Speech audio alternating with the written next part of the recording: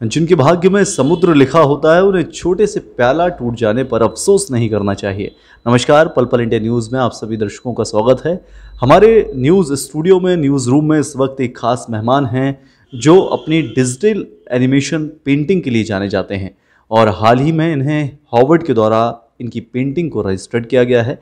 और आपको जानकर ये खुशी होगी कि संस्कार धानी अपने आप में संस्कारों का शहर है और ये इतिहासों का शहर भी है। जो गुदना परंपरा लुप्त होती जा रही है, हमारी बैगा जनजाति, गौड़ जनजाति जो लगातार अपनी गुदना प्रथा से लोगों के शरीर में, बदन में जो टैटू बनाया करते थे, उसे अब मोबाइल के माध्यम से ग्लोबल कर दिया गया है और यह काम किया है निखिल मिश्रा ने। बहुत बहुत स्वागत है निखिल आपका हमारे स्टूडियो पर। Thank you so much. सबसे पहली शुरुआत बात की हम यहीं से करते हैं कि ये जो आर्ट फॉर्म आपने डिज़ाइन किया है, गुदना परंपरा जो हार्वर्ड ने अभी रजिस्टर्ड की है, क्या है ये पेंटिंग, कैसे आइडिया आया, क्या रिसर्च वर्क किया आपने इसके लिए? मुझे पहले काफ़ी इंटरेस्ट था कि ये गोदना आर्ट है। मैं ये भी ऑब्ज़र्व कर रहा था कि धीरे धीरे यंग जनरेशन फॉलो नहीं कर रही है। मेरे को 3D आर्ट वर्क आता है, मेरे को एनिमेशन आता है, तो मैंने कहा क्यों ना अब मैं अपनी लाइफ का एक छोटा सा पार्ट कंट्रीब्यूट करूं। इसमें मैंने काफ़ी रिसर्च करी, 1-2 साल इसमें रिसर्च करी, उसको समझा, गांव-गांव जाकर के विज़िट किया और जो अंतर्राष्ट्रीय स्तर में जो ख्याति प्राप्त गोदना कलाकार हैं उनसे मीटिंग करी, उनसे पूरा इस आर्ट वर्क को समझा। उसके बाद अपनी स्किल के माध्यम से इसे 3D में कन्वर्ट किया ताकि ये और भी नई पीढ़ी तक ये और अच्छे से पहुँचे, लोग इसको बहुत आसानी से समझ पाएँ। क्या बात है। अच्छा, अंतर्राष्ट्रीय ख्याति प्राप्त जो गुदना आर्टिस्ट हैं, जो किताबों में गुदना करती हैं या किसी के शरीर में बनाती हैं, उनका जीवन कैसा है? आप चूँकि उस ट्राइबल्स एरिया में गए थे, कितना समय बिताया, आपको क्या क्या सीखने मिला, क्या नई बात थी जो उन्हें जानकर खुशी हुई और आपको भी जान के खुशी हुई? सबसे पहली बात तो मुझे पसंद आई उनकी सादगी।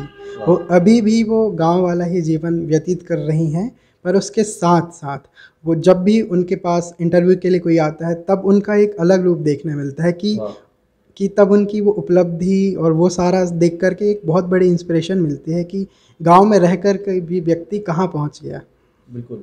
और इस 3D आर्ट को लगातार आप लोगों तक ले जाते रहे हैं, लगातार आप कई नेता से मिले, लगातार आप कई बड़े बुद्धिजीवी लोगों से मिले, लेकिन आपको जो सम्मान मिलना चाहिए था या आपकी पेंटिंग को जो सम्मान मिलना चाहिए था वो 1.5 साल से नहीं मिल पा रहा था। लेकिन ये 1.5 साल का जो संघर्ष है, चूँकि किसी भी कलाकार को उसका आयाम ना मिले तो कहीं ना कहीं निराशा आती है। क्या आप निराशित हुए या आप और ज़्यादा उत्साहित हुए?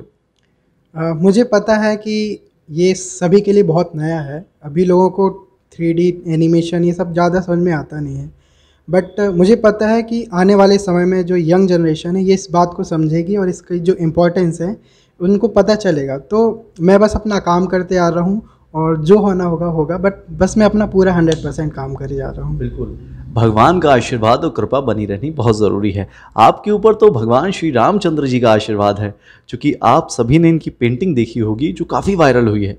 मैं आप सभी को बताना चाहूँगा कि जबलपुर संस्कारधानी में माँ नर्मदा जो हैं वो काफ़ी प्रसिद्ध हैं, चूँकि अमरकंटक से निकली हैं और हमारे पवित्र क्षेत्र को पावन करती हुई आगे बढ़ी हैं।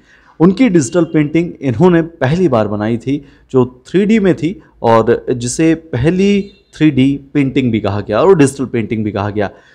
उस पेंटिंग की बात भी करेंगे हम। साथ ही साथ भगवान श्री रामचंद्र जी की पेंटिंग के बाद जो लोगों का आपको देखने का नज़रिया या किसी भी आर्टिस्ट को देखने का नज़रिया कैसे बदला है और आप इस पर क्या महसूस करते हैं? सबसे पहले तो मैं बहुत सौभाग्यशाली हूँ। इंटरनेट में लाखों करोड़ों पेंटिंग है, भगवान श्री राम की भी इतनी सारी पेंटिंग है। यदि इतनी सारी पेंटिंग में से किसी ने मेरी पेंटिंग सिलेक्ट करी है तो मेरे लिए बहुत बड़ी बात है। एक से एक कलाकार हैं भारत में और विश्व में इतने सारे कलाकार हैं, सब लोग इतना अच्छा काम कर रहे हैं। यदि इतने सारे काम में से मेरी पेंटिंग किसी ने सिलेक्ट किया है तो ये मेरे लिए बहुत बड़ी उपलब्धि।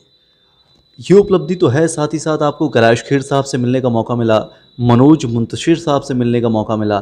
तो ये मौके जो आपको मिले हैं, क्या मुलाकात रही, क्या कुछ उन्होंने कहा, कैसे अप्रिसिएट किया आपको और आपके काम को? मेरे लिए तो ऐसा है कि मैं गांव में रहता हूं, मेरे लिए इतने बड़े लोगों से मिलना बहुत बड़ी बात है और ये सब संभव हो पाया है मेरे आर्टवर्क के कारण, बिकॉज़ उन्होंने वो आर्टवर्क समझा, क्योंकि वो खुद आर्टिस्ट हैं तो वो उस चीज़ को समझते हैं और जिसने समझा उसे उन्होंने अप्रिशिएट किया।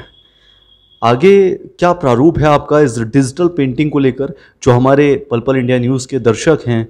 चूँकि आपने कहा आप गांव से हैं, मैं आप सभी को बताना चाहूँगा कि जबलपुर शहर से 40 किलोमीटर 45 किलोमीटर की दूरी में एक गांव है कुंडम, वहाँ पर रहकर यह कार्य करते हैं और ये अपना नाम सिर्फ शहर में नहीं, प्रदेश में नहीं, देश में नहीं, विश्व स्तर पर लेकर गए हैं।